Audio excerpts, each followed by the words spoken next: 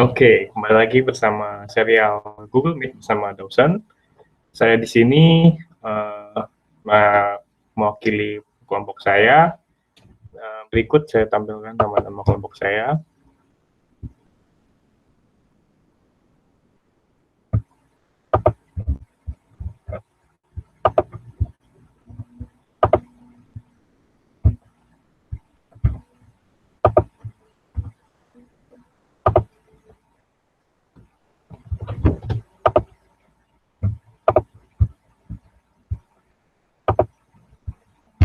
Baik, apabila tidak terlihat, saya akan bacakan kelompok saya untuk kelas Fenomenologi Agama kelas CC, ujian akhir semester ini. Ada saya sendiri, Dawson Marco Octavian, Muhammad Avanza Aziz Arianto, Febri Eka Diputra, Samuel Halomuan, Muhammad Zulfikar, dan Daniel Ricardo Sitorus. Berikut adalah nama-nama kelompok dari kami. Saya akan stop share. Oke, kembali ke topik utama. Saya di sini ingin membicarakan tentang tingkat toleransi yang ada di Indonesia. Ini merupakan judul dari makalah kami, makalah mini research yang ditugaskan oleh Pak Wilfridus, yang berjudul Toleransi Antar Umat Beragama yang ada di Indonesia. Sebelum masuk ke topik, saya ingin membicarakan dulu bahwa tentang negara kita sendiri, yaitu Indonesia. Indonesia ini merupakan negara yang sangat beragam, dengan 17.000 pulau, lalu banyak sekali keberagaman dan perbedaan suku, ras, agama, maupun bahasa. Yang ingin ditekankan dalam makalah ini, yang ingin saya presentasikan adalah mengenai agama. Indonesia sendiri itu merupakan kepulauan majemuk, yang terdiri dari beberapa golongan, karena Indonesia sendiri merupakan dari dahulu kala merupakan negara yang telah hidup dari keberagaman akibat perdagangan, arus perdagangan yang sangat kencang pada zaman kerajaan Sriwijaya dan Majapahit. Saya juga ingin mengatakan kalau dari zaman dahulu Indonesia, karena sudah hidup berdampingan, seharusnya Indonesia ini merupakan bangsa yang penuh dengan toleransi. Oleh karena itu ada beberapa topik rumusan masalah yang akan menjadi pembahasan utama. Yang pertama itu bagaimana sih kondisi faktual tentang tingkat toleransi di tengah masyarakat Indonesia. Yang kedua, apa saja tantangan untuk mewujudkan toleransi tersebut dalam masyarakat beragama di Indonesia. Oke, jadi masuk ke landasan teori. Kita bahas dulu definisi dari toleransi. Definisi toleransi menurut KBBI, Kamus Besar Bahasa Indonesia, adalah sikap toleran yang mendiamkan atau membiarkan. Dan toleransi sendiri itu diambil dari bahasa Inggris, tolerance, yang berarti membiarkan. Dari bahasa Latin sendiri, yaitu tolerantia, artinya kelonggaran, kelembutan hati, keringanan, dan kesabaran. Nah, kalau menurut salah satu pendapat ahli, toleransi, Umar Hashim, toleransi adalah pemberian kebebasan kepada sesama manusia, atau kepada sesama warga masyarakat untuk menjalankan keyakinannya atau mengatur hidupnya dan menentukan nasibnya masing-masing. Jadi sebenarnya istilah toleransi ini juga muncul dari dunia barat dan merupakan istilah modern yang berkaitan erat dengan dataran Eropa, terutama Perancis, dengan slogan kebebasan. Ini muncul pada inti revolusi Perancis tentang kesamaan dan persaudaraan dan kebebasan.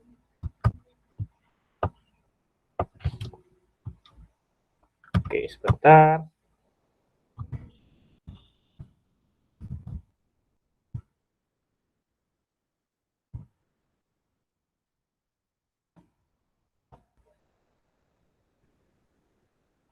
Nah, jadi kalau dari beberapa terminologi tadi, kalau saya ambil kesimpulan, toleransi umat beragama itu berarti suatu sikap menerima atau berlapang dada antar umat manusia yang memeluk agama dengan manusia yang mempunyai keyakinan berbeda dengan dirinya. Jadi dalam bahasan makalah kali ini tuh lingkupnya adalah masyarakat beragama Indonesia. Dan dalam Indonesia sendiri itu agama, toleransi beragama itu sebenarnya diatur oleh Pancasila sebagai dasar filosofis untuk menerima keberadaan kepercayaan lain yang berbeda sama kita, yaitu sila pertama, ketuhanan yang Maha Esa. Kalau kita tafsirkan, ya artinya toleransi. Dan perlunya sikap saling menghargai itu juga dipupuk oleh slogan atau apa ya bahasanya, yang slogan yang disebut Bhinneka Tunggal Ika. Oke, lalu gimana sih kondisi, kita masuk pembahasan bagaimana sih kondisi faktual tentang tingkat toleransi yang ada di Indonesia. Nah, berdasarkan penelitian yang dilakukan oleh Kementerian Agama pada tahun 2015, tingkat toleransi umat beragama Indonesia itu digolongkan tinggi. Walaupun indeksnya yang naik turun, angka toleransi umat beragama di Indonesia itu berada pada angka 75,6. Ya, 75,6% dan menurun di tahun 2018 menjadi 70,9. Angka ini bukan persentase, melainkan skor dari 1 sampai 100, dan pengukuran indeks ini didasarkan pada indikator-indikator seperti toleransi, kesetaraan, dan kerjasama. Skor ini dikemukakan oleh Kapus Litbang Dinas Keagamaan. Dinas Agama dan Layanan Keagamaan ke Kementerian Agama Adlin Sila. Kalau menurut si Adlin Sila atau Kementerian Agama ini, Kapus Litbangnya, ini angka ini termasuk toleran. Walaupun sisa dari 75% itu bukan berarti nggak toleran. Nah, lalu riset lain yang dilakukan oleh Wahid Institute mengemukakan bahwa ada 0,4% orang di Indonesia yang rela melakukan tindakan radikal didasarkan pada ajaran agamanya. Saya nggak tahu ini agama yang mana dimaksud, tapi dalam survei tersebut juga dikemukakan oleh Yeni Wahid. Kalau wanita Indonesia itu digolongkan lebih toleran dibanding laki-laki, dengan 80% perempuan yang menolak untuk melakukan tindakan radikal melawan Pancasila. Survei yang sama oleh Wahid Institute juga menemukan bahwa 7% penduduk Indonesia berpotensi melakukan tindakan radikal. Beda dengan 0,4% yang rela, ini dia berpotensi. Jadi persentase ini beda ya dengan 0,4% tadi. Kalau diproyeksikan nih, 7% itu dari penduduk Indonesia yang ada di sekitar 270 juta, merupakan jumlah yang nggak sedikit, malah bisa dibilang banyak. Nah, hal ini yang menjadi perhatian khusus untuk perlunya tindakan konkret dari pemerintah untuk mencegah radikalisme yang bertentangan tentu dengan dasar UUD Pancasila, Undang-Undang Dasar maupun anti kita, yaitu Bhinneka Tunggal Ika. Oke. Salah satu kasus yang viral mengenai toleransi ini juga seperti tuduhan penistaan agama oleh Basuki Cahayapurnama atau kerap disapa Ahok pada tahun 2016. Video tersebut itu lalu juga video yang diupload di sosial media yang memperlihatkan beberapa pemuda yang melakukan ibadah sholat di gereja di rumah temannya. Tentu dua hal tersebut, kasus Ahok dengan kasus toleransi beribadah di gereja, merupakan contoh yang berbeda dari sisi negatif dan satu dari sisi positif. Namun dari video tersebut juga dikatakan kalau sebenarnya banyak karena netizen kekuatannya sangat luar biasa, ada saja komentar yang tidak setuju dengan orang sholat di gereja. Nah, tentu ini menunjukkan bahwa tingkat toleransi masih bisa dibilang minim dari warga netizen di internet. Nah, juga kalau dilihat dari 12 tahun terakhir, total ada jumlah pelanggaran di kebebasan beragama dan keberyakinan itu, dari survei lagi, itu totalnya ada 2.400 peristiwa pelanggaran dari survei tahun 2018, tapi terjadi penurunan signifikan menjadi hanya 202 di tahun 2018. Nah, jadi menurut ahli bernama Peter Suwarno, PhD, yaitu prihatin melihat kasus intoleran, pelanggaran kasus pelanggaran kebebasan beragama dan berkeyakinan. Nah, tentu walaupun dalam pemerintahan Presiden sekarang saat ini, Joko Widodo, Indonesia dinilai telah mengambil langkah-langkah yang penting untuk menjaga toleransi keagamaan. Namun tantangan menjadikan Indonesia menjadi sangat toleran itu sebenarnya besar. Gak mudah untuk mengubah suatu kebiasaan, apalagi mengubah kebiasaan jutaan orang yang rela atau berpotensi melakukan tindakan radikal didasarkan pada keagamaan. Oke, lanjut. Singkat saja, kalau menurut saya sikap toleran itu nggak bisa dipaksakan. Jadi walaupun sikap toleran itu wajib, ada selalu dua sisi dari kehidupan yang plural. Tentu ada yang menerima, ada yang fanatik, dan tidak menerima. Jadi selalu ada damai dan konflik di setiap sisi kehidupan. Namun kalau saya bisa bilang di Indonesia sendiri termasuk toleran, termasuk damai, walaupun ada beberapa kasus yang menjadi perhatian kita tentang toleran. Contohnya banyak sekali yang sudah saya sebutkan tadi. Lalu tantangan ini topik yang akan dibahas selanjutnya, tantangan yang dihadapi dalam mewujudkan masyarakat beragama Indonesia yang toleran tersebut. Nah, dari keadaan yang tadi saya bahas, secara faktual Indonesia kan memang toleran, tapi ada beberapa tantangan untuk mewujudkan toleransi tersebut lebih tinggi lagi, tingkat toleransi tersebut lebih tinggi lagi. Salah satunya adalah rasa egoisme pada masyarakat beragama, kaum beragama tertentu di Indonesia.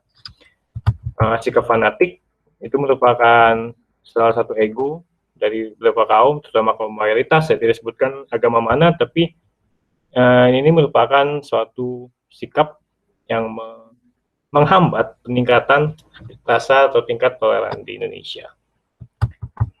Tantangan kedua yang harus diperhatikan juga adalah pemerintah bisa nggak sih memperkecil perbedaan antar umat beragama dan memperbesar persamaan, bukan bersamaan, tapi melainkan kayak rasa saling menerima perbedaan tersebut hingga menjadi damai, atau bisa dibilang, makanya bisa dibilang persamaan antar umat beragama. Lalu tantangan yang ketiga adalah bagaimana cara menyampaikan informasi kepada masyarakat, jangan menelan mentah-mentah informasi hoax yang mengatasnamakan agama yang dibuat oleh oknum tertentu yang nggak bertanggung jawab. Tentu ini merupakan tantangan yang sangat susah, walaupun sudah dibuat produk hukum mengenai informasi dan transaksi elektronik, hal ini menjadi susah dihindarkan karena harus pertukaran informasi yang sangat cepat. Lalu tantangan yang keempat, timbulnya Islamofobia akibat perbuatan beberapa aliran Islam yang ekstremis, radikal. Saya nggak bilang agama Islam buruk atau enggak, saya hanya bilang beberapa oknum dari agama Islam, aliran Islam yang bersifat radikal. Tentu dari hal ini sentimen negatif masyarakat umum kepada Islam, agama Muslim itu menjadi sangat buruk. Padahal menurut saya agama Muslim nggak semuanya buruk, malah nggak semuanya itu baik, hanya beberapa yang buruk, melakukan tindakan radikal, entah dia hanya mengatasnamakan, lalu dia melakukan terorisme dan sebagai kekerasan lainnya yang menakut-nakuti kaum beragama lain. Lalu tantangan yang kelima, kesenjangan ekonomi dan pendidikan. Tentu dengan pendidikan yang baik, tingkat toleransi itu akan dipupuk secara otomatis.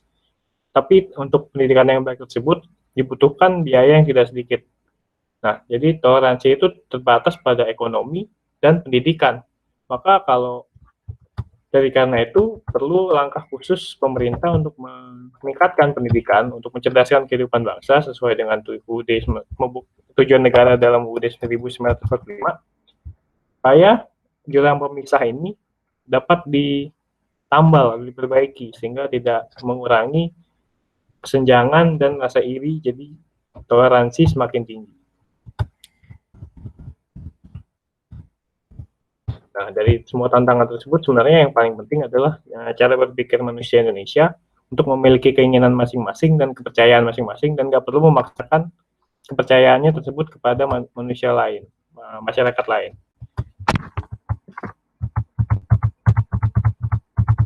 Oke, ya, kita sudah sampai di bab terakhir. Saya simpulkan sampai sini. Berdasarkan penelitian dan pembahasan yang tadi sudah dilakukan, maka dapat disimpulkan kalau toleransi umat beragama itu menjadi sangat penting dan dikenal sebagai negara yang sangat penting dalam negara yang dikenal sebagai negara majemuk dan sangat beragam. Lalu sifat egoisme dan tidak membuka diri terhadap perbedaan juga menjadi tantangan terbesar dalam mewujudkan konsep toleransi beragama. Sehingga seluruh masyarakat Indonesia dinilai penting untuk menjaga toleransi itu dari memulai toleransi dari dalam diri sendiri. Karena pada dasarnya semua agama itu mengajarkan cinta kasih dan damai. Oleh karena itu penting menciptakan suasana damai dan toleran dan saling menghargai agar bisa hidup di tengah pluralisme tanpa konflik seminimal mungkin. Lalu saran dari kelompok saya adalah perlunya tindakan yang sangat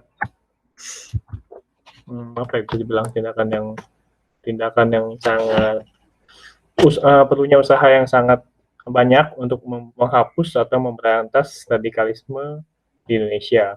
Karena radikalisme sendiri bertentangan dengan toleransi. Lalu juga tokoh-tokoh agama yang terkemuka diharapkan dapat mengemukakan pendapat dan menanamkan pemahaman mengenai toleransi dan gimana sih caranya menghadapi perbedaan dengan kelompok agama lain, bukan dijadikan sebagai alat provokasi terhadap ajaran agama lain.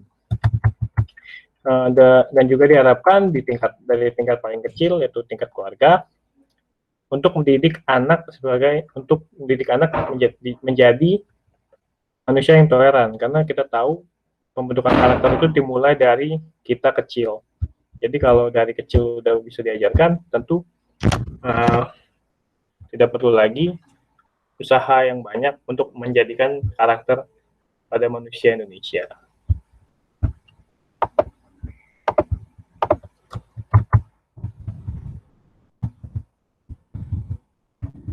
Oke, sekian dari kelompok saya.